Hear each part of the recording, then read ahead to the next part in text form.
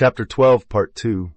I recall that on one occasion I obtained information that led me to believe that a gentleman who lived about 2 miles out in the country from Stamford, Connecticut, might become interested in our efforts at Tuskegee if our conditions and needs were presented to him. On an unusually cold and stormy day, I walked the 2 miles to see him. After some difficulty, I succeeded in securing an interview with him. He listened with some degree of interest to what I had to say, but did not give me anything. I could not help having the feeling that, in a measure, the 3 hours that I had spent in seeing him had been thrown away. Still, I had followed my usual rule of doing my duty. If I had not seen him, I should have felt unhappy over neglect of duty. 2 years after this visit, a letter came to Tuskegee from this man, which read like this: "Enclosed, I send you a New York draft for $10,000 to be used in furtherance of your work. I had placed this sum in my will for your school, but deem it wiser to give it to you while I live. I recall with pleasure your visit to me 2 years ago. I can hardly imagine any occurrence which could have given me more genuine satisfaction than the receipt of this draft. It was by far the largest single donation which up to that time the school had ever received. It came at a time when an unusually long period had passed since we had received any money. We were in great distress because of lack of funds, and the nervous strain was tremendous. It is difficult for me to think of any situation that is more trying on the nerves than that of conducting a large institution with heavy obligations to meet, without knowing where the money is to come from to meet these obligations from month to month. In our case, I felt a double responsibility, and this made the anxiety all the more intense. If the institution had been officered by white persons and had failed, it would have injured the cause of Negro education. But I knew that the failure of our institution, officered by Negroes, would not only mean the loss of a school, but would cause people, in a large degree, to lose faith in the ability of the entire race. The receipt of this draft for $10,000, under all these circumstances, partially lifted a burden that had been pressing down upon me for days. From the beginning of our work to the present, I have always had the feeling, and lose no opportunity to impress our teachers with the same idea, that the school will always be supported in proportion as the inside of the institution is kept clean and pure and wholesome. The first time I ever saw the late Collis P. Huntington, the great railroad man, he gave me $2 for our school. The last time I saw him, which was a few months before he died, he gave me $50,000 toward our endowment fund. Between these two gifts, there were others of generous proportions which came every year from both Mr. and Mrs. Huntington. Some people may say that it was Tuskegee's good luck that brought to us this gift of $50,000. No, it was not luck. It was hard work. Nothing ever comes to me that is worth having, except as the result of hard work. When Mr. Huntington gave me the first $2, I did not blame him for not giving me more, but made up my mind that I was going to convince him by tangible results that we were worthy of larger gifts.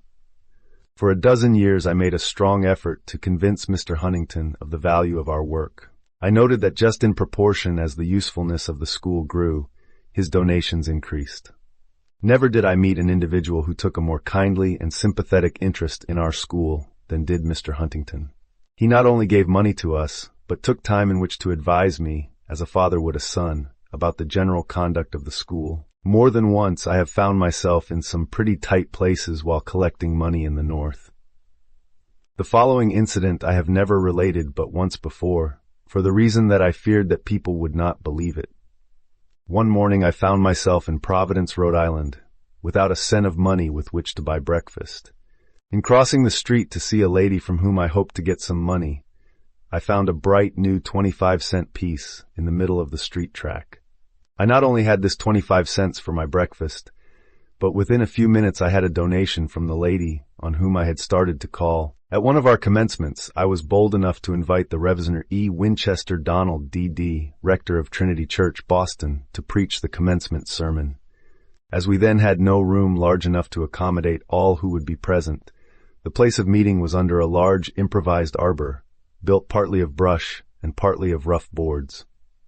Soon after Dr. Donald had begun speaking, the rain came down in torrents, and he had to stop while someone held an umbrella over him. The boldness of what I had done never dawned upon me until I saw the picture made by the rector of Trinity Church standing before that large audience under an old umbrella, waiting for the rain to cease so that he could go on with his address. It was not very long before the rain ceased and Dr. Donald finished his sermon, and an excellent sermon it was, too, in spite of the weather. After he had gone to his room and had gotten the wet threads of his clothes dry, Dr. Donald ventured the remark that a large chapel at Tuskegee would not be out of place. The next day a letter came from two ladies who were then traveling in Italy, saying that they had decided to give us the money for such a chapel as we needed. A short time ago, we received $20,000 from Mr. Andrew Carnegie to be used for the purpose of erecting a new library building. Our first library and reading room were in a corner of a shanty, and the whole thing occupied a space about 5 by 12 feet. It required 10 years of work before I was able to secure Mr. Carnegie's interest and help. The first time I saw him, 10 years ago, he seemed to take but little interest in our school, but I was determined to show him that we were worthy of his help. After 10 years of hard work, I wrote him a letter reading as follows. December 15th, 1900.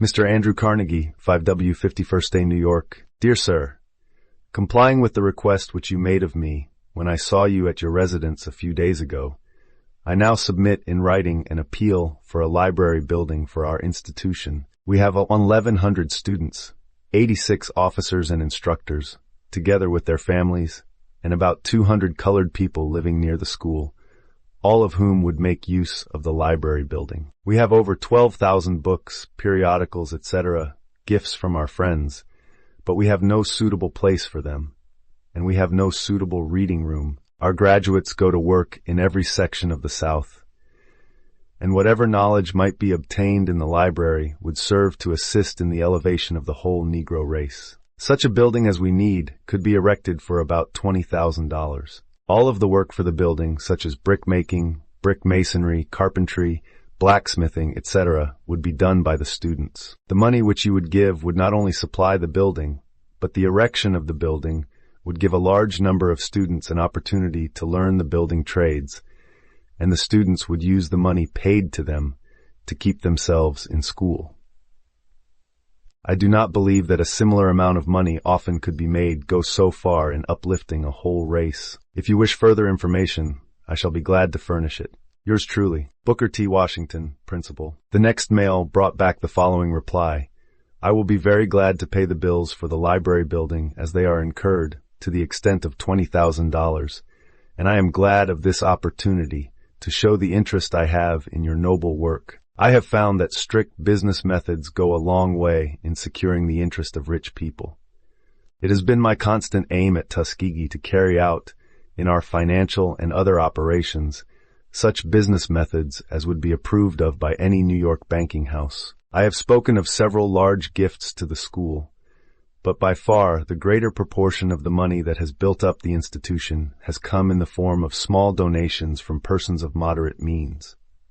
It is upon these small gifts, which carry with them the interest of hundreds of donors, that any philanthropic work must depend largely for its support. In my efforts to get money, I have often been surprised at the patience and deep interest of the ministers, who are besieged on every hand and at all hours of the day for help. If no other consideration had convinced me of the value of the Christian life, the Christ-like work which the Church of all denominations in America has done during the last 35 years for the elevation of the black man would have made me a Christian. In a large degree, it has been the pennies, the nickels, and the dimes which have come from the Sunday schools, the Christian Endeavor societies, and the missionary societies, as well as from the church proper, that have helped to elevate the Negro at so rapid a rate. This speaking of small gifts reminds me to say that very few Tuskegee graduates fail to send us an annual contribution.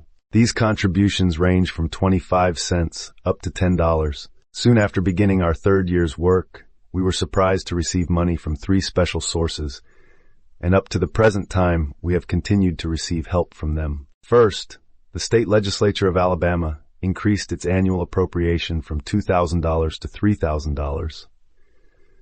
I might add that still later it increased this sum to $4,500 a year. The effort to secure this increase was led by the Hon. M.F. Foster, the member of the legislature from Tuskegee. Second, we received $1,000 from the John F. Slater Fund.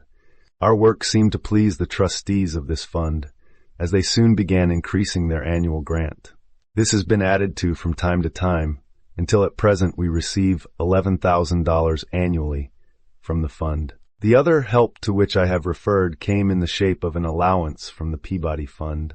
This was at first $500, but it has since been increased to $1,500. The effort to secure help from the Slater and Peabody funds brought me into contact with two rare men who have had much to do in shaping the policy for the education of the Negro. I refer to the Hon. J.L.M. Curry of Washington, who is the general agent for these two funds, and Mr. Morris K. Jessup of New York. Dr. Curry is a native of the South, an ex-Confederate soldier, yet I do not believe there is any man in the country who is more deeply interested in the highest welfare of the Negro than Dr. Curry, or one who is more free from race prejudice. He enjoys the unique distinction of possessing to an equal degree the confidence of the black man and the Southern white man. I shall never forget the first time I met him. It was in Richmond, Va, where he was then living.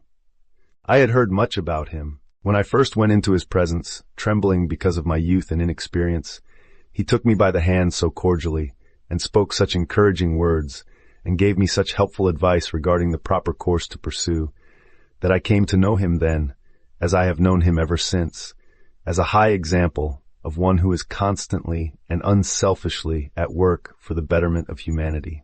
Mr. Morris K. Jessup, the treasurer of the Slater Fund, I refer to because I know of no man of wealth and large and complicated business responsibilities who gives not only money but his time and thought to the subject of the proper method of elevating the Negro to the extent that is true of Mr. Jessup.